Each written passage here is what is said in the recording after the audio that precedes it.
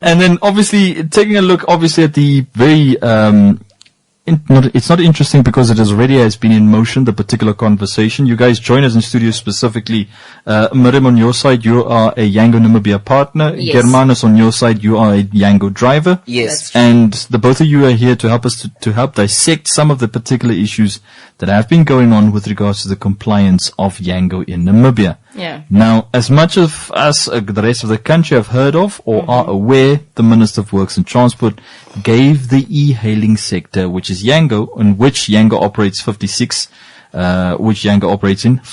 days to comply with the Namibia transport regulations, which includes applying for permits and other documents. Yeah. We get into the first question specifically. Yeah. How has driving with Yango impacted your livelihood and ability to support yourself and your family? That'll be over to you, Germanus.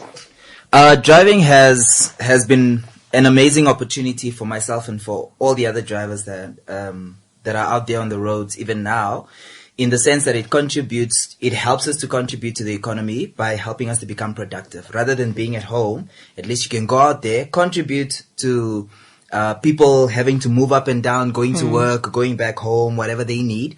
And then in turn, you then get finances that you can use where otherwise you wouldn't have been able to get anything. The unemployment rate is very, very, very high. The unemployment rate. And the employment rate is very low. It's only at 36% now. So those are scary numbers. So being able to have this platform and this opportunity to drive through Yango, which is a safe and very comfortable way for the drivers as well, because you're not having to drive too much, but it's a very efficient way for one to make money, not only for those who can do it full time, but also for those who can do it part time. Yeah. Those who can knock off from work. You know, my job pays me well, but I only get paid month end. What am I gonna do for the rest of the month? Expenses are always there.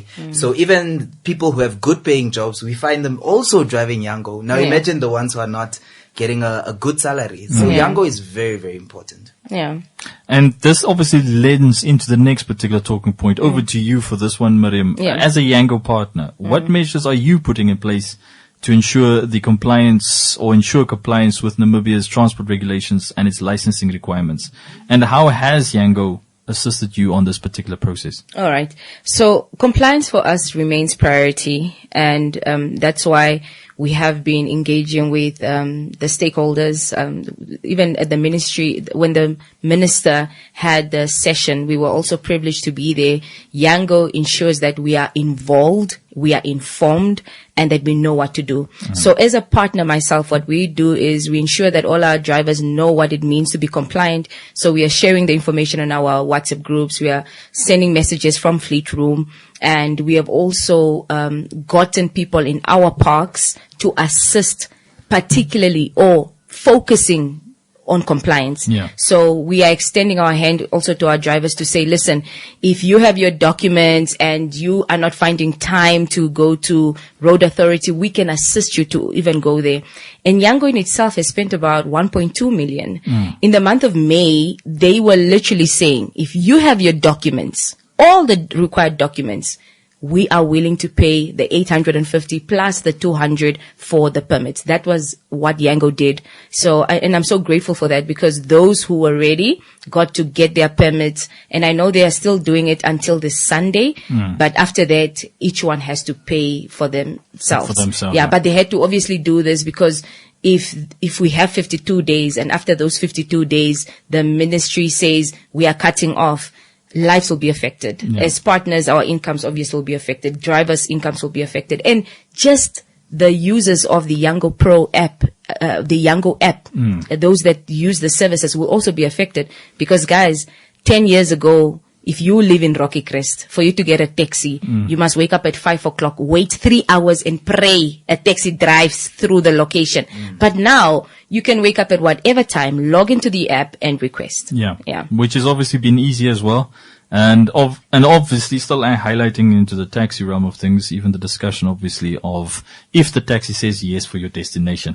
And month end, the taxi is not going to have an ane. Yeah. Month end, you already know that you will stand by the corner because you will say, Havana Greenwell, no. Yeah. And he even stays there, but he won't take you. But with Yango, they will take you there. And this leads us into our next particular talking point, some of the things that both of you have highlighted.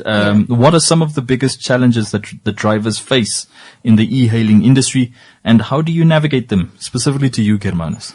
I think the challenges are very similar to the same challenges that regular taxi drivers face, and also those who are in the other parts of the e-hailing business, not just Yango, but I'm talking about InDrive and everyone else, right? The challenges, obviously, fuel prices keep increasing, and safety is always a thing. But the most important thing for us is just to make sure that we take care of ourselves. And also, this is why we welcome the ministry's decision for us to have requirements that to meet the compliance, right? This is also why it's a benefit for us as drivers. Yes, I also want to have a spare tire so that if anything happens to me on the road, I can change, right? Yeah. So it's not like we are not welcoming it. We absolutely are. I think the main reason that we are actually here is just to say we need a little bit more time, because a lot of drivers are not using their own cars. They are using a car that belongs to someone else. And in order to fix that car, whatever challenges the car might have, I first have to communicate with the owner of the car, and we need to come to an agreement like, okay, look, there's a leakage, or there's this indicator, or this, or it's a light that fuse. Or like the mirror was stolen, so we need to fix it. What? They steal mirrors now? Oh, vehicle is a vehicle. Yeah, that's the problem. That's the problem that we face. And it's not just that. The problem is then that we'll have to go to NATIS to go and get the roadworthy test done, because with one of the requirements is that your car needs to have a valid roadworthy certificate that it's valid for 6 months. Now, ask anyone on the road, when was the last time you went and got your roadworthy test? It was the time. So the roadworthy is also a continuous thing that has to be done? Yes. It is. And that's going to present a lot of challenges. My personal observation, even when I ask other drivers, and I believe I speak for all of them, is that when we go to NATIS, it's very difficult for us to get the service that we need. And not just NATIS, but when you go to the police station as well. Very recently, I was trying to register a car, and it took 3 weeks just to get the police clearance. Every time you go there, they are telling you the system is off. Now, I don't know what company can accept the system being off even just for an hour. They know that they are losing money. But when it comes to certain institutions, it's as if I'm not getting paid enough to complain even about this. So I'm just going to come to work and do my job regularly. So the problem is really time. If all of us as younger drivers have to now stop right now and get our things together, sort our affairs out, go to NATIS and fix it. I don't think NATIS will be able to handle that, because already now they can't handle the few hundreds who are lining up there. When you go to NATIS, it's very, very difficult to get assisted on time. And not just NATIS, the police as well. So what we are asking is for more time. We need more time to sort our affairs out and then go. And we are trying, but it's just the 56 days are just not going to work realistically. And this then leads into another particular talking point, and this on your side now, Miriam. There have been ongoing discussions around the e-hailing compliance, or ride-hailing compliance as well in Namibia. And how has Yango worked with the authorities and stakeholders to address some of these concerns? Okay. So one thing I want listeners to first understand is that Yango is part of the e-hailing. Yango is not the only e-hailing services in Namibia. Because a lot of times when the minister goes online and talks about, I am going to stop, or I'm going to give you 56 days, everybody just thinks, Yango. No, my dear. All the other platforms are also affected. Lefa, InDrive. So this is not like a Yango issue, but it's a e-ride hailing services issue. So I believe collaboration is key, and the e-ride hailing industry is still evolving in Namibia, and that's something that we all have to accept. We do not have laws and regulations that are governing e-ride hailing. So what the government is doing now, it's imposing the laws that are governing the taxi services with the Yango. But Yango and the other e-hailing, they are using applications, it's a bit different. However, this continuous dialogues that we have with the government and the transporting unions, this is helping us to establish something bigger. You know, if you go to South Africa right now, at their airports, they literally have places that are for e-hailing drop-offs. Yeah. So we want to get to a point where instead of it looking like Yango is causing a problem, Yango whatever, but Yango, thank you for being in Namibia. Thank you for bringing something that has not been here in a very long time, that's helping our economy, helping our people. But this is where we need to meet you. In this 56 days, if you are going to say, I'm going to give ride-hailing services and everybody to comply in 56 days, you need now, as a government, to tell us what are you doing in those 56 days to assist us. Because we want to be compliant. Drivers want to be compliant. Partners are encouraging the drivers to be compliant. However, as indicated by Konja, who is also a driver, is that you go to the police station, system offline, we are on lunch, unfortunately come back tomorrow. As a driver, you want to be driving, but now you are off because you find a long queue. That's also demotivating. It just doesn't make sense. We're in 2026 and it's still the same building that's being used that was built in 2003 or 2000 by whatever politicians were there at that time. What are we doing now? The population has grown. And there's so much technology now. There's so much AI. There's so much advancement. Yes. What can the government do to simply say, okay, at least the government can say, okay, guys, sorry, we haven't done anything for you, but we are doing our research. And we are thinking of a plan. But to just say 56 days, there's going to be significant backlash. Like Miriam said, there are going to be a lot of users, a lot of people in Windhoek and across the nation who say that, sorry, boss, I can't come into work because I simply cannot find a taxi. Yes. Once you remove all the e-hailing services at once, it's going to cause a lot of problems. And the reason we are so passionate about this is because the unemployment rate is on the floor. Yes. Here comes this organization that's trying to help. And it forms part of the gig economy, just to get the right labeling. It's a bunch of sectors. Yes. But it's far of the whole thing is known as the gig economy on top, I think one thing we need is when we were at that meeting, and I'm fortunate, I'm not even saying apparently, I personally attended that meeting, right? Something that the minister said was, if we don't comply, after this 56 days, he's going to deploy officers. They are going to pretend as though they are requesting for Yangos. Once the Yango comes, they ask you, do you have your permit? If you cannot present that permit, your car will be impounded. That is what he said. So what I wish is, before we get there, why don't we use those officers that we are going to use to crowd this Windhoek to take the vehicles, to assist in ensuring that the codes of conduct are gotten? Why don't we take these people and ensure that Natis is able to book everyone for their test? Why don't we? So let's not we need to be proactive.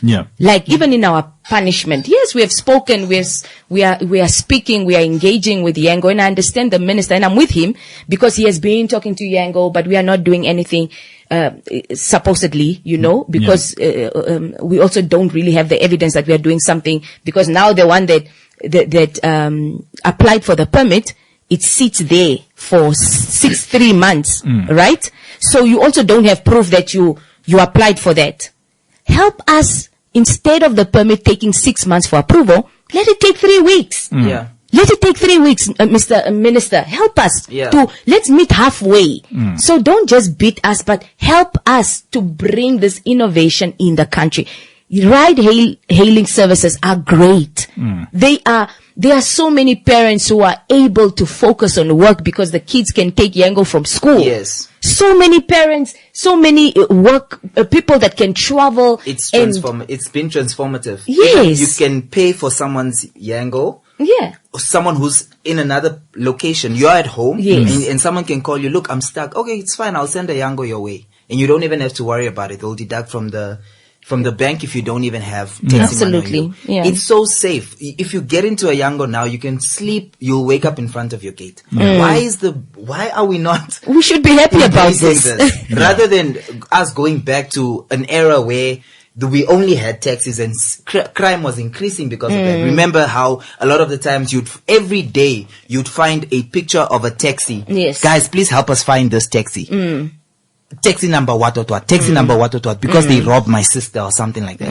With Yango, it's very rare for you to hear something like that. Yeah. Exactly. Which gets us into the next question, also for you, Miriam. Yes. In terms of what role do the partners also play in ensuring that the drivers operate safely, professionally, and within the required legal framework? All right. So partners play an important role on onboarding, educating drivers about professionalism, customer service, compliance expectations, right? We encourage safe driving practices, proper vehicles. I mean, if somebody comes and they're trying to register their vehicle, we're not just going to take any car like that. Yeah. We also do look and advise them that, no, my brother, imagine you are fetched by this. Yeah. This is the thing that comes to fetch you. So we also play that role. And as soon as somebody registered, we ensure that they are matching the picture that's on their license. So we also do the that. person Yes. on the profile, yeah. Yeah, because we need to understand that compliance is not just about the permit. Compliance is also, is the driver who's behind the wheel really the person who registered to drive? Yeah. Are the names, is Germanus the driver? And that's why we also encourage our users, when they are going into a vehicle, they must, the app tells you what is the license plate. Because why is it that the app told you it's N 2025 fetching you, now a black car comes, it's N 2023 and you are just getting in. This man is white, but yours was not supposed to be white. So this is the importance that we do. And coming back from that quick break right there, dear listeners, and still where we ended off, we were still here in terms of the guests that I've got in studio here, a Yango partner represented by Miriam from Umaja Tours and Germanus Kaimbi, who is a Yango driver, in terms of giving us the insight in terms of the current developments. Where we left off, Miriam, you were still explaining about some of the particular requirements and some of the checks and balances that you guys or deploy to assist customers. Yeah, so basically we also do our checks from our side, to ensure that the vehicle that's being registered is actually roadworthy. It's fit to carry passengers, because I know when Yango rolled out in the beginning in their testing phase, everyone, just anyone could go on the Yango. Whether you have your Corolla that has a dent, you could just work on Yango. But right now, if your car has a dent or it has different colors, it's a build up and it has different colors, whatnot, it would not pass the test. So the app also has what we call a photo check to check if the vehicle is in good condition. We also have a selfie check to ensure that the driver that's registering is actually the driver that will be driving. And we have an identity check where it will require you to take a picture of your ID as well, to ensure that the driver and the owner of the ID is actually the same person. Yeah. So if I ever want to do a Yango, I have to update my ID, because I look the same from 16 years old. and the nice thing is, it will also pass. It takes into consideration that, but remember there are certain things that don't change, like your eyes, the color of your eyes. So that's one thing that won't change no matter how old you are. Yeah. What did I want to say? The nice thing about Home Affairs now, because we do have drivers that would call and be like, yeah, it's asking for my ID check, but I lost my ID. Unfortunately, if you lost your ID, there's nothing we can do, because if you're a Namibian, it wouldn't require a passport. Yeah. Because you're a Namibian. So the nice thing is, if you go to Home Affairs, it's the same day. Home Affairs has really improved. They are doing a good job. I wish they were in charge of what's happening right now. Some ministries have to look at that. Yeah. I still think it's the building. Right? It's a building. It just comes with a new. Yeah. So it motivated people. You can get a duplicate of anything same day. It's weird. Like it's crazy, because customer service in Namibia. Yeah, but they're Natis, guys. Please, we need to do something about Natis. We needed to. Yeah. Which also then gets us into the next talking point for your side, Germanus. Looking ahead, what would you like to see improve in the industry to better support drivers and their livelihoods? Honestly, I think we can start with Natis and the police, because that's the places that we will be having to go to in order to fix our affairs. And then secondly, just to be very clear on this, we need more time.